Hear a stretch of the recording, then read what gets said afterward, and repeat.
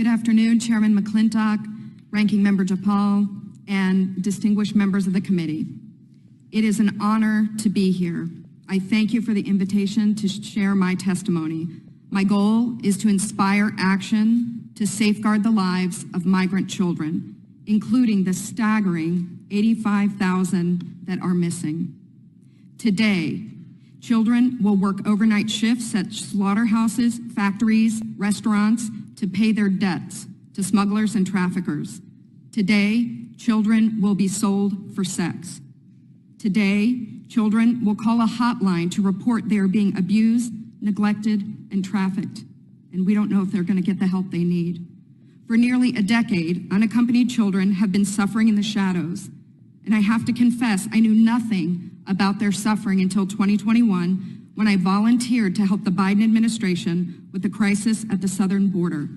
As part of Operation Artemis, I was deployed to the Pomona Fairplex Emergency Intake Site in California to help HHS, Office of Refugee Resettlement, reunite children with sponsors in the United States. I thought I was going to help place children in loving homes. Instead, I discovered that children are being trafficked through a sophisticated network that begins with recruiting in home country, smuggling to the U.S. border, and ends when ORR delivers a child to a sponsor. Some sponsors are criminals and traffickers and members of transnational criminal organizations.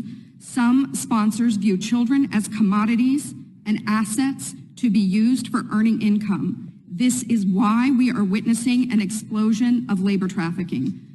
Now, whether it's intentional or not, it could be argued that the United States government has become the middleman in a large-scale, multi-billion-dollar child trafficking operation that is run by bad actors seeking to profit off of the lives of children. As for me, my interest is the safety of the children. I do not view this as a political issue. I view this as a humanitarian issue. I assure you, my motives are the highest and best. I want the children protected. So I want to tell you some of what I witnessed personally at the Pomona Fairplex.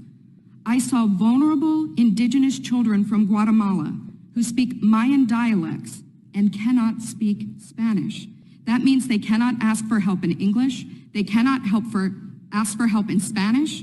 They become captives of their sponsors. I have sat with case managers as they've cried to tell me the horror of what has happened to children as they make the journey to this country. I saw apartment buildings where 20, 30, and 40 unaccompanied minors have been released. I saw sponsors trying to simultaneously sponsor children from multiple ORR sites at one time. I saw sponsors using multiple addresses to obtain sponsorships of children. And I saw numerous cases of children in debt bondage, and the child knew they had to stay with the sponsor until the debt was paid. Realizing that we were not offering the children the American dream, but instead putting them in modern-day slavery with wicked overlords was a terrible revelation. A terrible revelation. These children are a captive victim population with no access to law enforcement or knowledge of their rights. They are extorted, abused, neglected, and that is why I blew the whistle in 2021. I witnessed firsthand the horrors of child trafficking and exploitation. My life will never be the same after what I saw, but I have hope because I'm counting on you. It's my hope that you'll take action to end this crisis to safeguard the lives of these vulnerable children. People have asked me, what can be done? What would you suggest? Well, first, I think HHS's #1 priority is oversight. They must commit to oversight, transparency, and accountability. If I could wave a magic wand, this, I believe, could be quickly solved by experts in the IG community. There is a Pandemic Analytics Center of Excellence, or the PACE as we call it.